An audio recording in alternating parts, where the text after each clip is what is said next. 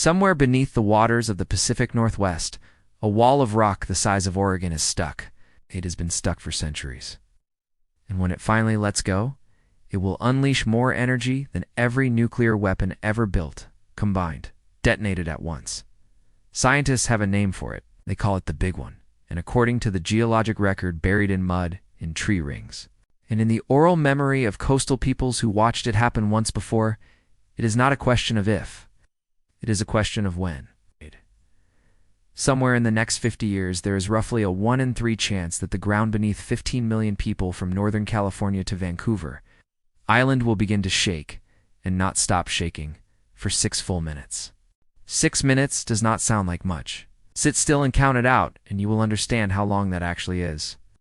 Now imagine every minute of it, violent enough to topple buildings that have stood for 100 years, to liquefy soil beneath entire neighborhoods, to send a wall of ocean water racing toward the coast at the speed of a passenger jet.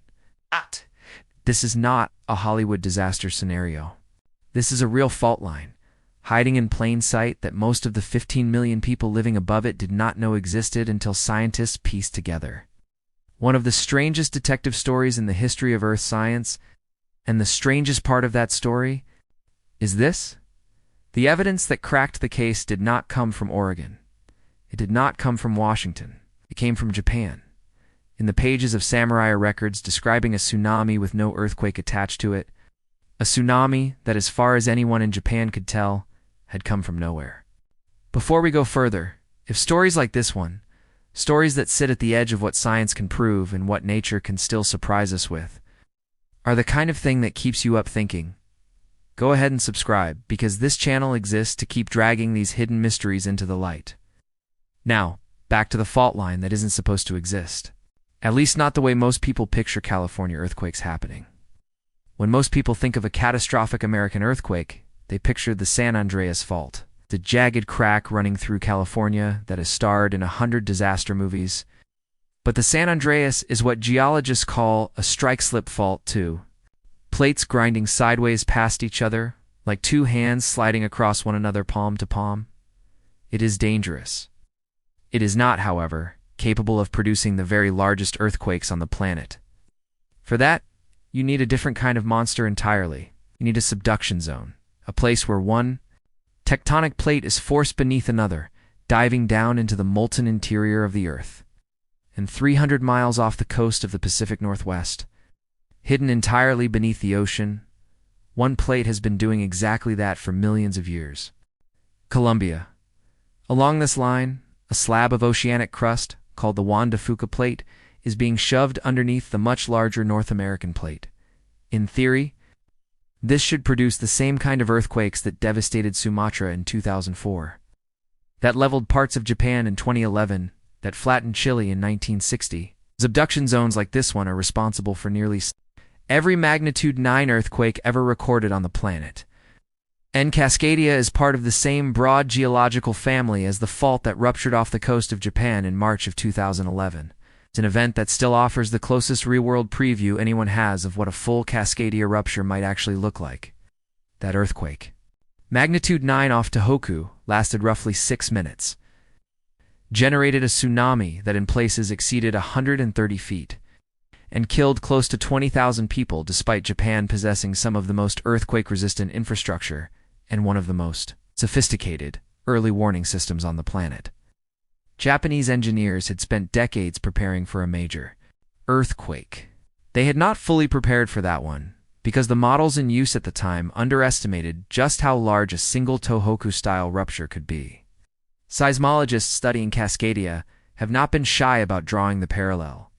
If a society as seismically prepared as Japan could still be caught off guard by the true scale of a subduction zone earthquake, a region like the Pacific Northwest, where many residents did not even know their coastline, sat above a fault line until relatively recently, faces a sobering set of open questions about just how ready it truly is. And yet, for most of the 20th century, the Pacific Northwest had almost no history of major earthquakes at all. No written record described anything like a catastrophic quake striking Seattle, Portland, or the coastal towns of Oregon. To early seismologists, Cascadia looked quiet. Some believe the two plates were simply sliding past each other smoothly, without building up the kind of stress that produces a monster earthquake. For the region's indigenous peoples, the story was never quiet at all.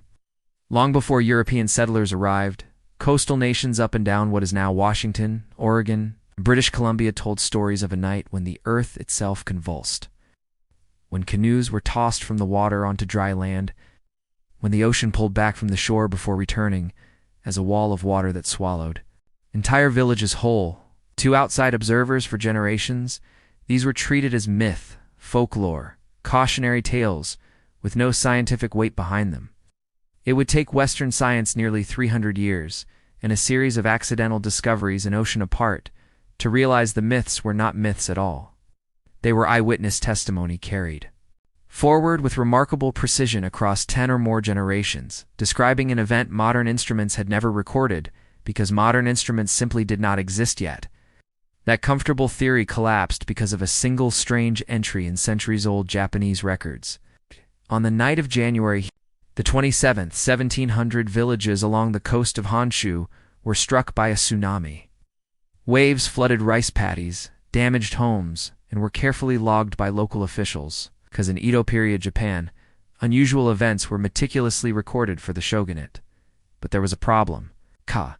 A tsunami that size should have been preceded by a powerful, easily felt earthquake. There wasn't one. No shaking. No warning. Japanese villagers watched the ocean rise up and attack the land with no apparent cause. For nearly 300 years this event was remembered, if it was remembered at all, as a minor local mystery. Historians called it the orphan tsunami, a wave with no parent earthquake to claim it. The answer to that mystery had been sitting the entire time on the opposite side of the Pacific Ocean, buried in the mud of Washington state and standing, quite literally, in dead trees along the coast. Along the shorelines of Washington and Oregon, there are eerie stretches of coastline known as ghost forests, groves of centuries-old cedar and Douglas fir, standing bare, gray, and lifeless, rooted in soil that is now regularly flooded by salt water. For decades, nobody could say exactly why these trees had died all at once. Then, in the 1990s, a University of Washington scientist named David Yamaguchi began counting their rings. This tree ring dating can be extraordinarily precise, sometimes narrowing an event down to a single growing season. Analysis showed that these trees had died together, abruptly, sometime between the summer of 1699 and the spring of 1700. At almost the same time, on the other side of the ocean, Japanese seismologist Kenji Satake was independently examining the historical tsunami records from 1700, trying to calculate where such a wave could have originated with no local earthquake to explain it. Yamaguchi's work was painstaking in a way that rarely makes it into the popular imagination of scientific discovery. Dendrochronology, the science of dating events using tree rings, depends on comparing the growth patterns of dead wood against long, overlapping chronologies built from living trees and preserved timber stretching back centuries. A single misidentified ring, a single miscounted growing season, could throw off the entire timeline by years. Yamaguchi and his colleagues cross-checked their samples obsessively, aware that if their dates were wrong by even a decade, the entire connection to Japan would fall apart. Meanwhile, on the other side of the Pacific, Kenji Satake was working through an entirely different kind of evidence, centuries-old wave height records, logged by Japanese officials who had no way of knowing they were preserving data for a discipline that would not exist for another 200 years. Neither team was initially working toward the other's conclusion. They were solving what looked like two unrelated regional puzzles, one in a rainy Pacific Northwest coastal forest, one in an archive of Idopiate paperwork on the far side of an ocean. When these two lines of evidence, one counted in tree rings in the Pacific Northwest, the other read from centuries-old Japanese scrolls, were finally compared. They lined up almost perfectly. The trees had died the same season the orphan tsunami struck Japan. There was only one explanation big enough to connect both events across an entire ocean. A colossal earthquake, somewhere around magnitude 9, had ruptured the full length of the Cascadia subduction zone on the evening of January the 26th, 1700, dropping the coastline by as much as several feet in an instant, killing those coastal forests with sudden saltwater intrusion. and launching a tsunami that crossed the entire Pacific Ocean to arrive on Japanese shores roughly 10 hours later. Indigenous oral histories up and down the coast, passed down for generations among First Nations and tribal communities, described exactly this kind of event: ground shaking through an entire winter night, followed by a wave that swallowed villages. Science had simply caught up to what those communities had been telling researchers for over 100 years. That single discovery changed everything. If Cascadia had produced one magnitude 9 earthquake within recorded human memory, it could do it again. And when researchers went looking for older evidence, drilling for soils along the coast, they found not one previous earthquake, but a long, terrifying rhythm of them. Geologists have now identified evidence for at least 19 major Scrodia earthquakes over roughly the past 10,000 years, arriving on average every 300 to 500 years. It has now been 326 years since the last one, depending on which scientist you ask. That puts Cascadia somewhere between due and dangerously overdue. The scale of what would happen if the entire zone ruptures at once is difficult to hold in your head. According to modeling used by the Federal Emergency Management Agency, a full margin rupture, meaning the whole 700-mile fault letting go simultaneously, could produce an earthquake with a magnitude between 8.7 and 9.2. That kind of energy release doesn't just shake the ground, it can shake it violently for 4 to 6 minutes straight, an eternity compared to the 10 or 20 seconds most people associate with a bad earthquake. In the following minutes, a tsunami could begin forming offshore, with waves in some coastal areas potentially reaching heights of 100 feet by the time they slam into low-lying communities. Arriving in as little as 15 to 20 minutes, faster than many people could evacuate on foot, FEMSON projections estimate the quake and tsunami combined could kill more than 13,000 people, injure tens of thousands more, and leave large sections of the Pacific Northwest without power, clean water, or passable roads for weeks. Emergency planners in the region have told residents something chilling in its bluntness: when the big one comes, you should expect to be entirely on your own with no outside help arriving for at least the first 2 weeks. For a long time, that grim picture was considered the worst-case scenario. Then, within just the last few years, new research revealed the story might be even stranger, and in some ways even more unsettling than scientists had assumed. In 2021, a team of researchers, including scientists from the University of Washington, set out on a research vessel, equipped with specialized seismic reflection technology, essentially a way of using sound waves to build a three-dimensional picture of the rock structure hidden beneath the seafloor. For years, models of a Cascadia earthquake had assumed the existence of something called a megasplay fault, a secondary fracture that would branch upward from the main subduction zone and, in the event of a rupture, help thrust the seafloor upward, displacing enormous volumes of water and amplifying the resulting tsunami close to shore. It was baked into nearly every existing tsunami model for the region. The new seismic imaging revealed something researchers did not expect. In large sections of the Cascadia margin, that hypothesized megasplay fault simply is not there. This should not, on its face, sound like good news, and researchers were careful to say it isn't. What it means is that the old, simplified picture, a single fault line producing one uniform tsunami wave sweeping evenly along the coast, is wrong. The real structure of the Cascadia margin is patchier and more complicated, meaning some stretches of coastline may face a dramatically different tsunami threat than others, just a short distance away. Scientists studying the fault now believe that instead of one giant crack, Cascadia may actually behave more like 4 separate connected fault segments, each capable of rupturing largely on its own or in combination with its neighbors.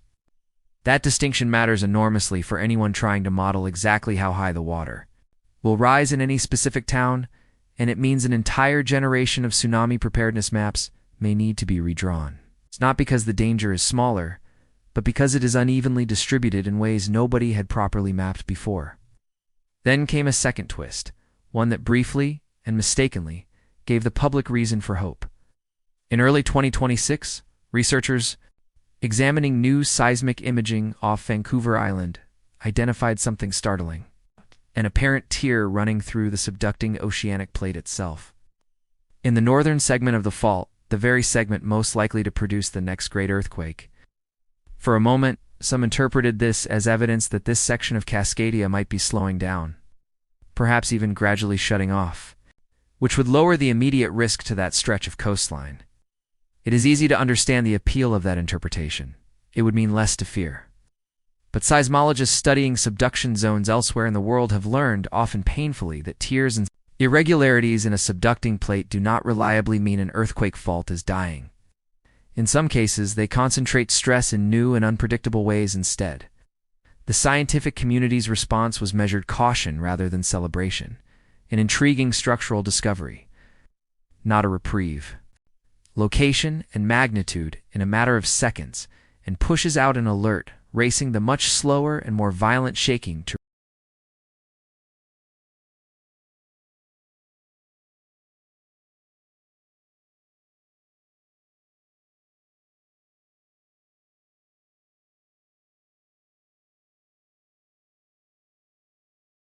back from an operating table, for a train to begin braking, for a child in a classroom to duck beneath a desk instead of being caught standing when the floor starts to buck. Since public rollout began in California in 2019 and expanded across Oregon and Washington by 2021, the system has already issued dozens of real alerts for earthquakes above magnitude 4.5, becoming quietly one of the largest tests of real-time seismic technology ever deployed for a civilian population. But Shecklert has an honest limitation baked into its design. When its own engineers are the first to admit, it cannot predict an earthquake before it starts. It can only detect one after. The rupture has already begun, racing to outrun the shaking itself. For the areas closest to the fault, the ones likely to be hit hardest, there may be no meaningful warning time at all. The wave outruns the alert. This is, in many ways, the deepest and most uncomfortable truth, sitting at the center of the entire Cascadia story. Modern science has earthquake signature in a tree ring, in a layer of buried mud, in a centuries-old Japanese scroll describing an ocean nobody.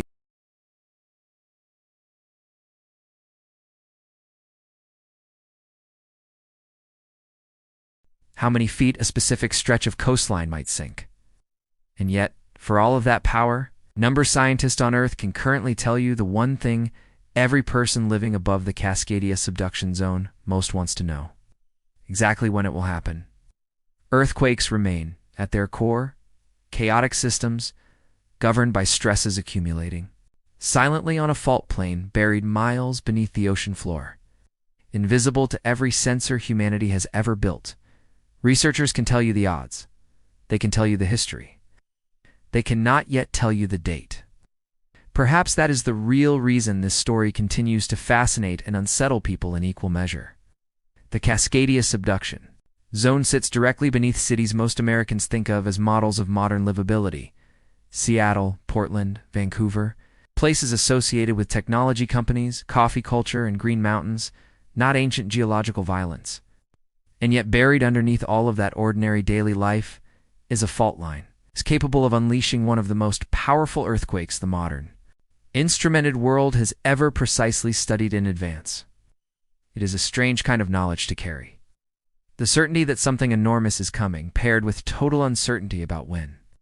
Coastal indigenous communities carried a version of that knowledge for centuries and stories passed from elder to child. Long before a single seismograph existed, modern instruments have only recently caught up to what oral tradition had already preserved. There is something almost humbling in that. For most of the 20th century, Western science looked at the Pacific Northwest and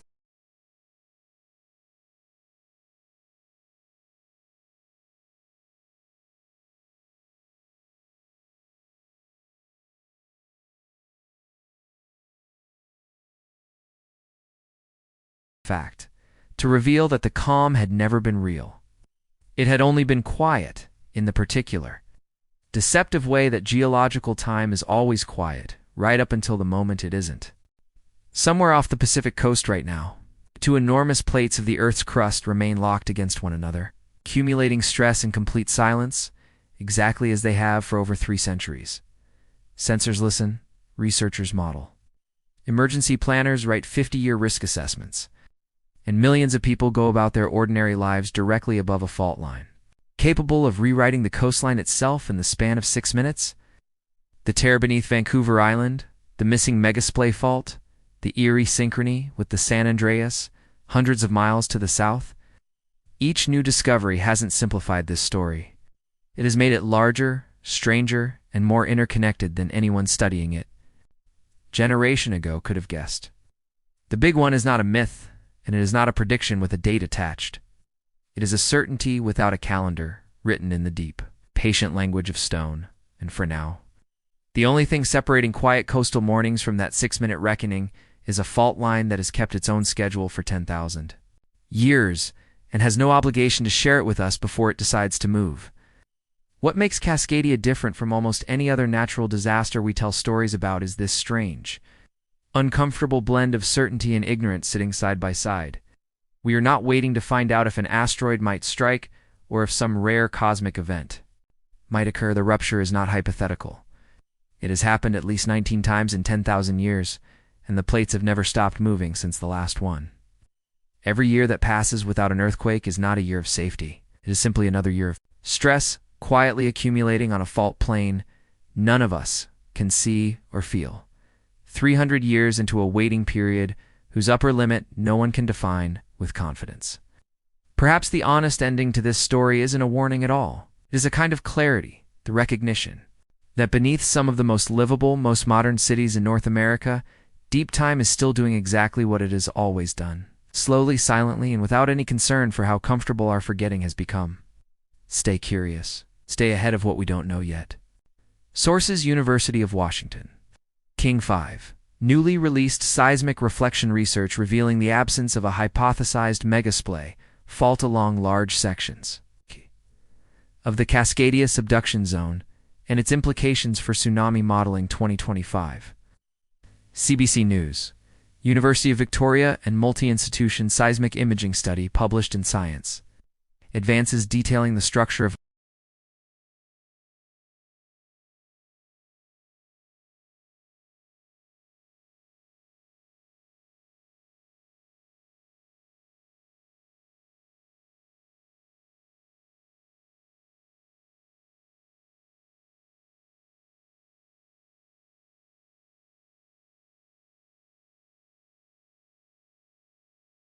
Science Daily. Oregon State University. Sediment core study identifying historical instances of near-simultaneous rupture between the Cascadia subduction zone and San Andreas Fault 2026.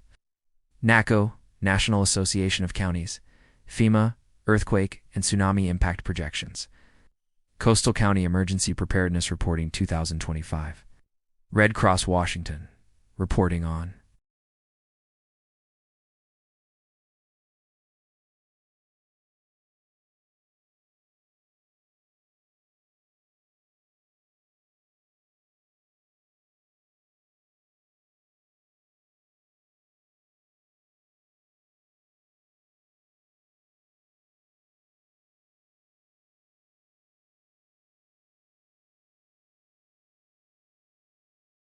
dating of Pacific Northwest ghost forests and the orphaned tsunami historical records from Japan. University of Washington News Archive. Original 1997 reporting on David Maguchi's tree ring dating work linking the 1700 Cascadia earthquake to the Japanese orphaned tsunami. Geoscopy Seismological Research Letters. Research on indigenous oral history correlation with the 1700 Cascadia rupture, led by Ruth Ludwin and collaborators. USGS PNSN and Congressional Research Service, opening parenthesis congress.gov. Technical description, deployment history, and federal funding of the Shake Alert earthquake early warning system across California, Oregon, and Washington.